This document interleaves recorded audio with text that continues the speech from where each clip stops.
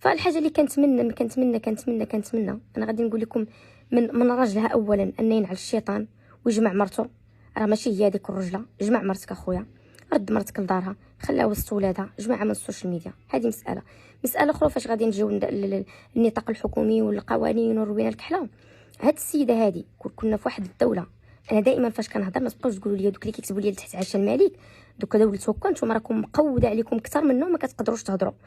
اسمح لي على هاد الكلمه اللي كنت بعدو مني، وما كتقدروش تهضروا. فاش جاكم الفيضان ناض واحد الدري هذا راه باقي دابا كياكل في حديد ديس وداومو، ممنوع عليكم تصوروا فحال كوريا الشماليه. حنا عندنا حريه التعبير، هادشي باش كنختلفوا عليكم. نرجعوا لموضوعنا. كنا في دوله ولا في مجتمع، لان اغلب المجتمعات الاسلاميه العربيه ولا المجتمع بصفه عامه هكا دايره، كنا في مجتمع كيحمل المتطلقه. هاد المراه كانت غادا تطلق، تاخذ الحقوق ديالها اولا. بيت الزوجيه كيبقى للام والاطفال. هذا كان القانون مشى في المنهج الحقيقي ديالو. ما كانتش غتخرج من دارها، كانت غتبقى حاضنه على ولادها في دارها، وراجلها غادي يبقى يدير النفقه ديالو لوليداتو. ولكن فاش كتلقاي راسك خرجتي ما عندك لا خدمه لا ولاد، والسيده تبارك الله قاريه بلا ديبلوم ديالها بالشواهد ديالها، فكنفهموا ان هناك احتكار للمراه.